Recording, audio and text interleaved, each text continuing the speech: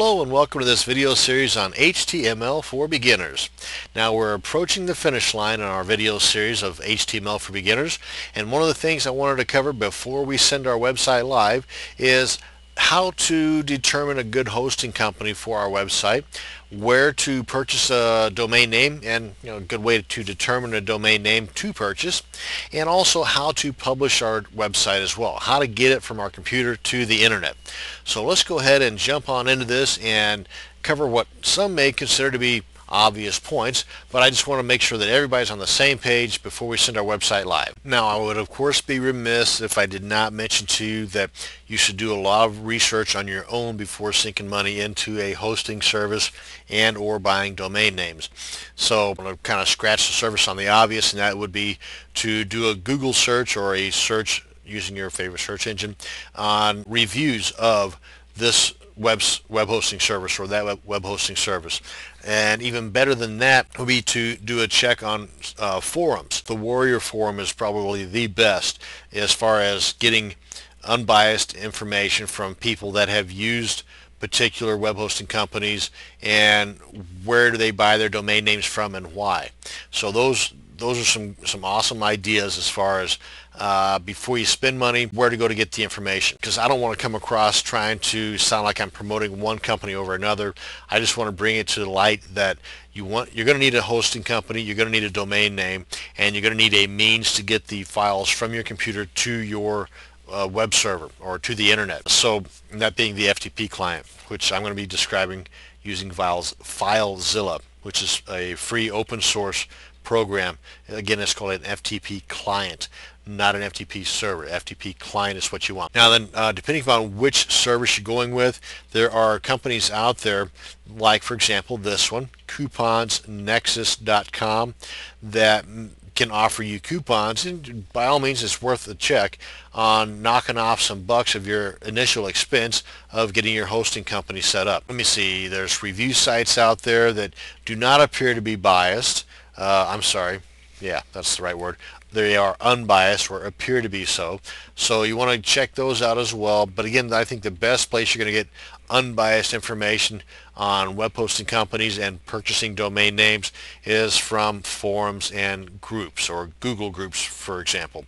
Now, one thing too you want to consider is the control panel. It may not seem that obvious at first, but coming from somebody that's used services out there that do not have cPanel as a control panel, take it from me, you want to use a service that has cPanel as a control panel.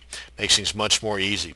Anyway, so cPanel, forums, and Google groups for determining the best place to go to get your web hosting company and domain names, and of course coupons out there to save you some extra money for your services or the web hosting services.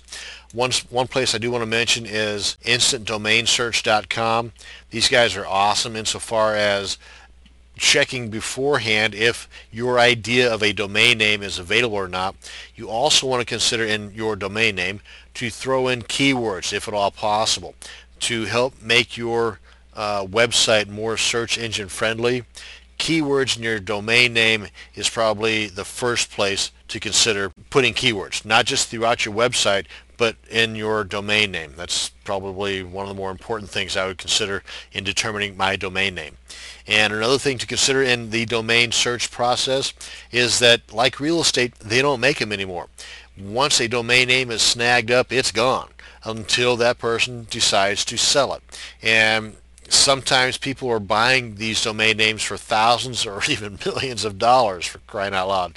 So that's the importance of domain names. If you've got an idea on a domain name, use a service like Instant Domain Search to see if your domain name is available. And if it is not, if it's already taken, then here's some ideas. I mean, you may want to see who owns it. You might want to be nice to them and send them an email, say, hey, if you're not using this, maybe you can consider selling it to me for X number of dollars.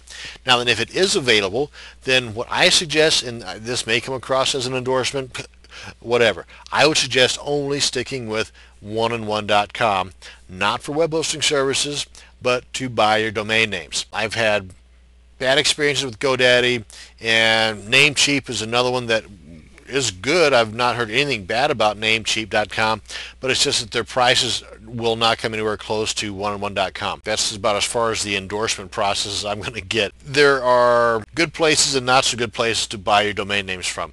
Again, that's something you want to consider when asking those questions in the Google groups and the forums online as far as where to get your web hosting service and your domain names. Now then, GoDaddy and Nameboy are good places to go and get ideas about domain names, but not so much what I would suggest to spend money in buying your domain names from. The accuracy here for nameboy.com, for example, what they are saying is available, I have found to be not very accurate. So take this with a grain of salt. But it is a good place to go and get ideas about additional variations of what you wanted to have as a domain name but is now taken. Well, GoDaddy and Nameboy are a couple of good places to go to get additional ideas.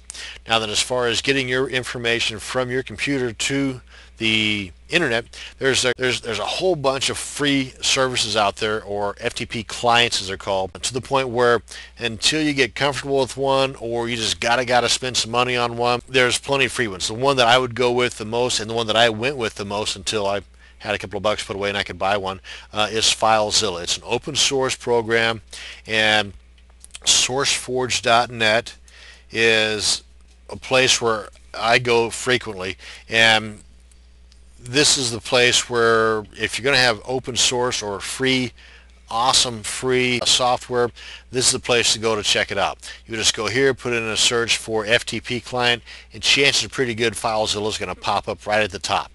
And you want FileZilla client, and in which case too you want to download it. I don't believe they give you any options here. You're only going to get this one, because sometimes they also give you options based on the operating software that you have, whether it's Linux or Windows or whatever, Mac. But in this case, you just download this, and of course you can also download it from here too. Either way, but it's the same one, because this was just updated the other day, August 30th. That's the version as of the taping of this video. But once you've got it installed, you can just double click on it, open it up, and there's plenty of video tutorials on the web to go into great detail on how to use an FTP client. They're all basically the same. Some just work better than others. Again, I find that for the free ones, FileZilla is number one in my book. But you're going to need the host name, you're going to need the username, and you're going to need the password. 99% of the time, the port is going to be 21. So the information here, host, user, and password, this information is stuff you're going to get from your web hosting company upon signing up. Just a little hint. One thing that I would consider highly in determining who I go with as far as my web hosting company is the customer service. Can I understand them? Do they understand me? So one way you might want to do this is to initiate some kind of a conversation with them, a dialogue. And a good one to start off with is call them up, send them an email. Frankly, I would want to call them up, because if they don't have an 800 number, then I would just scratch them off of my short list. But call them up and ask them, okay, once I get signed up with you guys, I'm going to need a host name, a username, and a password for my FTP client. Where do I get that information from? Are you going to just give it to me over the phone, or are you going to send it to me in an email? Just what? And then they'll tell you where to expect to get this information from once you've paid them the money and get signed up. But once you get that information, plug it in here. Again, you're going to have this on just about any FTP client you're going to come across, but it's going to ask for a host name, a username, and a password. But again, to get deeper into how to use FileZilla, just do a search on Google for FileZilla FTP client video tutorial, and like I said, you'll come across several of them. As a matter of fact, I've got a couple of them that I think are pretty good on YouTube. So who knows, maybe you'll hear me telling you how to use it. But that's pretty much it. Again, I just wanted to brush over these. Didn't want to go into great detail on how to use this, on how to choose a web hosting company, or how to get a domain name, but just some ideas on the best way for you to go about and get these tasks done. So hopefully you've learned something here with this short little video. Hopefully you enjoyed the video, and we're going to cover in the next video some ideas on how to make some money once your website is up and live. So thank you much for watching. Have a great day.